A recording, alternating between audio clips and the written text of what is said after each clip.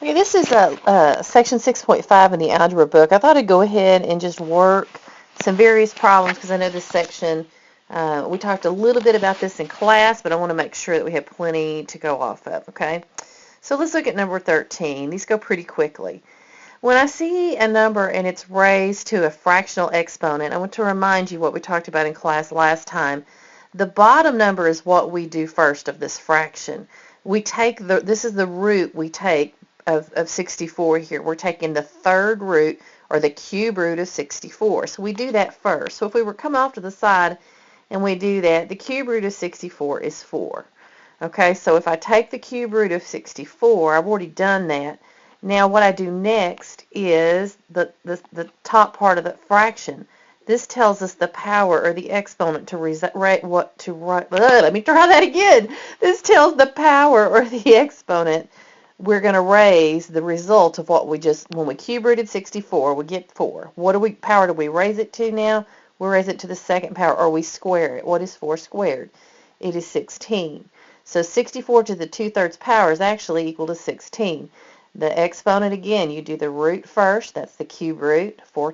Cube root of 64 is 4, because 4 times 4 times 4 is 64. And remember, if you ever get stuck on one, if you hadn't known what that was, you could have said in your calculator, there's another way to do this, but the quicker way to do this is to say 64 raised to the 1 divided by 3, the 1/3 power, and that would have given you the 4.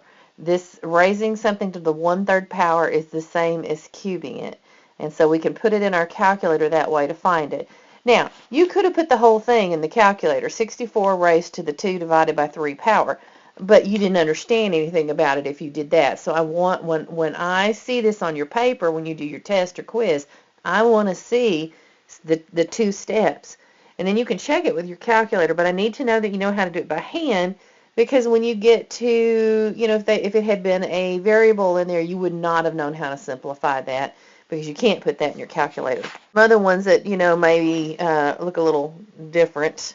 Look at number 19. Let's look at the difference between 19 maybe and 21, okay? I'll just kind of compare and contrast those. 19 is negative 64 to the 2/3. Now, that negative 64 is not in parentheses on 19. So the 2/3 only goes with the 64. So we're going to write our negative down, and we're going to say I'm going to take the cube root of 64, and after I get done, that was the bottom part, right? After I get done, I'm going to square it.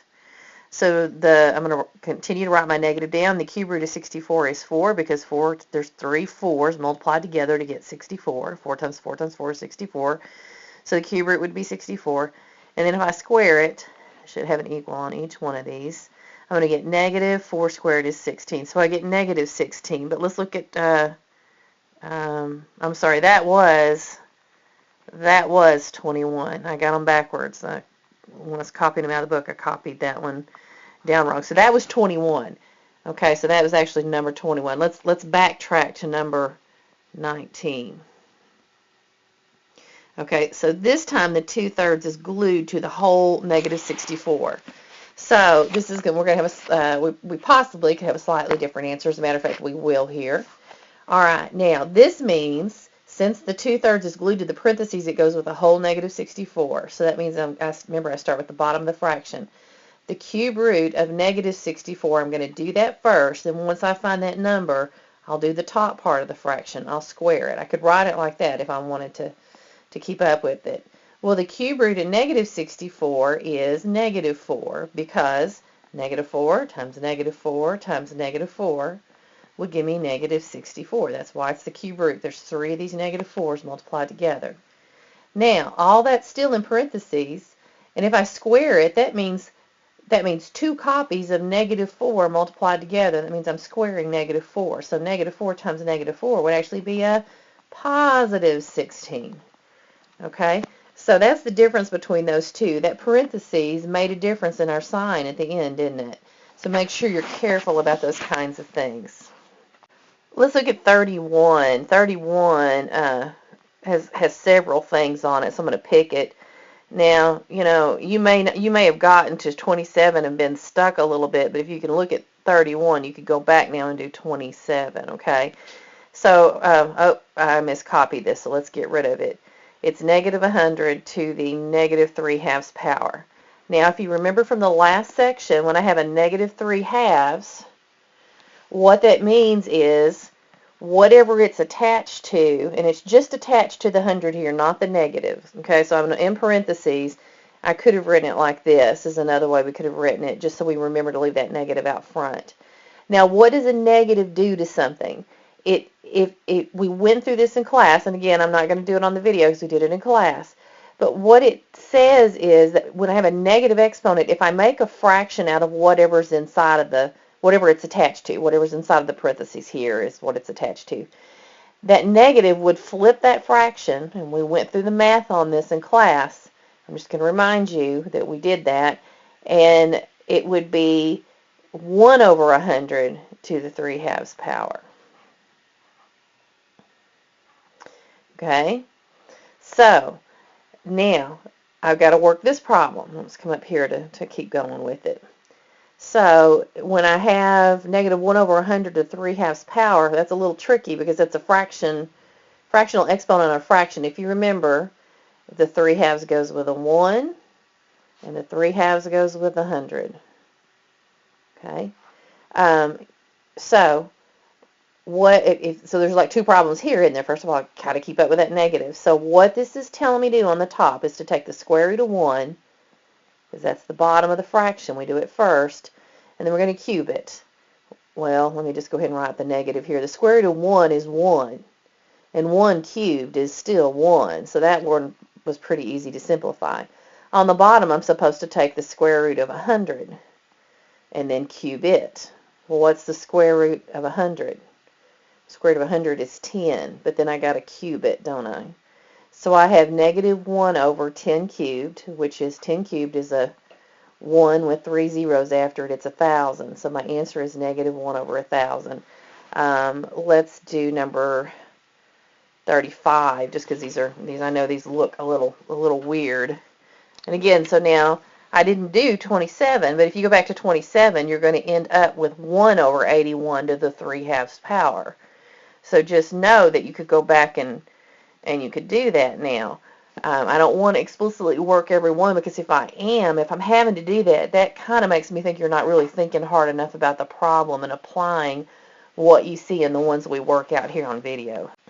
Okay, so let's look at 35. Now 35, to me, it's another step of difficulty because they put the negative in it, and sometimes a negative can get us a little confused. Now, one thing I want to remind you about a negative, they wrote it out equal to the fraction bar. I could have left it there, but it's probably going to be more handy for me to put it with one of the numbers, either the top or the bottom.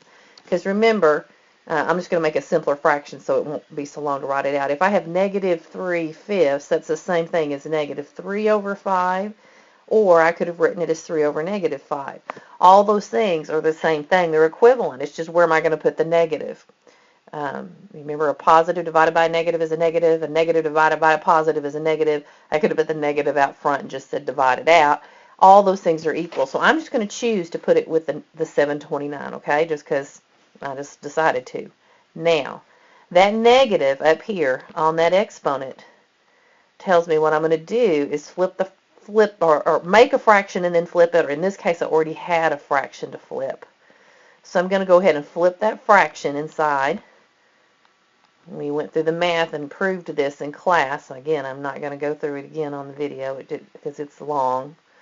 Okay, so now it's 64 over negative 729 to the 2/3 power. That means that I've got to put that 2/3 with the 64. So now I'm going to have to say, okay, well, that's 64 to the 2/3 power. I can separate the fraction out and put the exponent with each part of the fraction. Okay. So each one of those gets the 2/3. So let's kind of come on up here to have some room to work. Now, that means I want to take the cube root of 64 on the top and then square it. Let's go ahead and finish that out. The cube root of 64 is 4. And 4 squared, oops, I copied the 4 up here too. 4 squared is 16, okay? Now what about the bottom? That would be negative 729. And I'm going to cube root it. And it's okay to take an odd root of a negative number. I just can't take a square root of a negative number. 3 negatives multiplied together gives me a negative. So cube rooting negative 729 will work. If I had had square root of negative 729, it wouldn't have.